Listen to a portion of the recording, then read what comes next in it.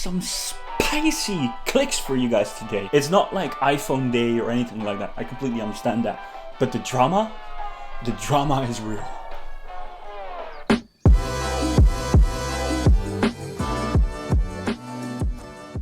So let's sit down a little bit. Let's have a talk. Because we all know that the people that we trust, the people that we trust the most, are the people who want to take control out of our hands, right? Not give us control back. Especially not of our privacy settings. And that is what the people in Germany thought as well. So they went, rightfully so, to court. They took Apple to court. Why not?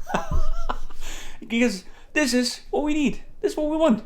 We don't want to have control. We don't want to know whatever people are looking into on our phones, on our phones. Why do we want that? So obviously this guy or these people are going to get into court. They're going to walk up to the judge and say, you know what? I don't give a frick about what all these users want to hide from us, what they want to do with their own data, what they want to do with their own property. I don't care about that. I want to make a lot of money. And these developers want that as well. So, and the judge is obviously going to be like, you know what? That's actually a fair point. That's actually a fair point. Why would we care about the people that's actually using the device and storing their private data on the device? Why would we care about them? Why is Tim Cook trying to get in the way, man? There's no reason. And then obviously even Apple is going to be like, oh yeah, why would we get in the way? Why would we give people their controls back? There's no reason to do it. So anyways, we all know how this is going to end.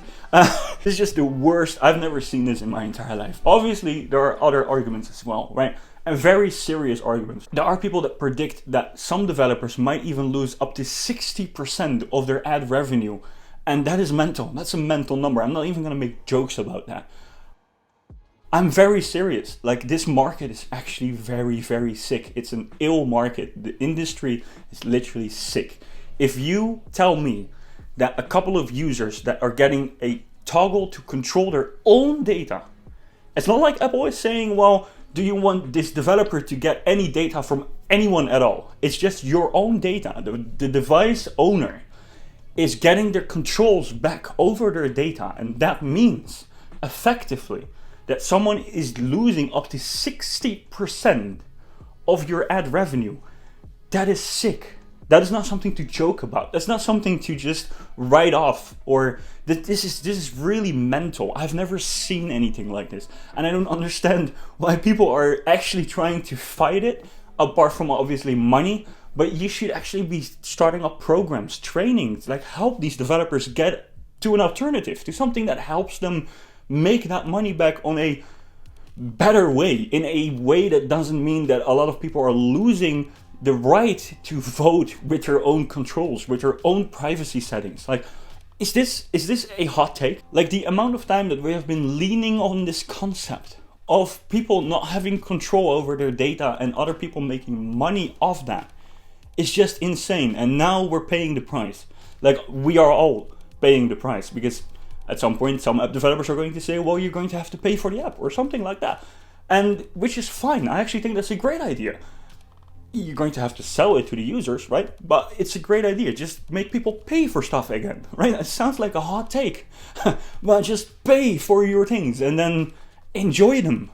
And now on to some lighter news. Obviously, we already predicted it earlier that there is going to be a dbrand skin for the new iMac, because the white bezels, man, it's just, it doesn't really work for me. I understand it looks cool. I like it when the display is on.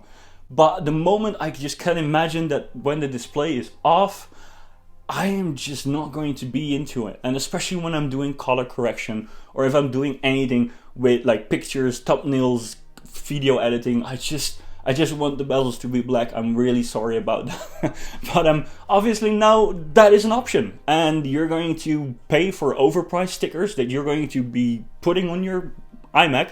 I feel like most people in the target audience of this iMac are not really going to care about the bezels, right? This is more like stuff that you and me care about. It's just people that want to get stuff done. It's just people who want to have a family computer in the living room, talk to their parents, talk to their grandma, talk to whatever. It's just something, it's a hub, it's something, it's a tool.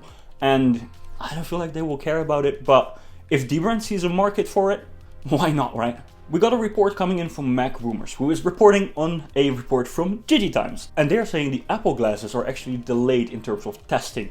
They're currently in P2 status of testing. They have to go to P3. Now, these are forms of engineering testing. So that means that the tests on hardware, software, stuff like that, on a basic level has to happen there.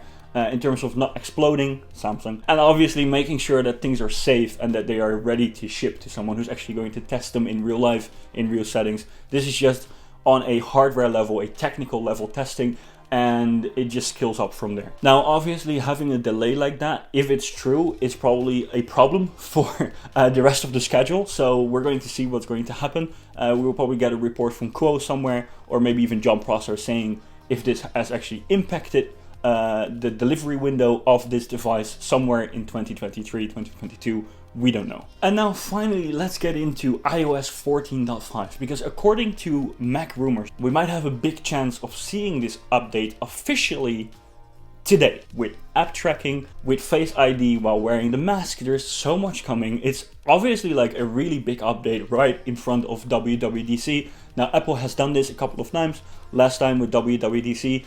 Right before that, we got an insane update as well. So we are very grateful for that. I really like that. And obviously we will drop an airdrop video about iOS 14.5 the moment it comes out. But for now, this report is saying that today we might officially see the update come out for non-developers and non-beta testers. So the official release of iOS 14.5 seems to be imminent. And according to this article, it might even drop today. And if it does, we are obviously going to make a video about it, so stay tuned on the channel, subscribe to the channel, you don't want to miss it. We're going to test everything, we're going to show you the difference between the developers beta and obviously what's happening in the official build. Let's experiment, let's sit back, let's chill, let's relax, and obviously stay tuned to First Clicks.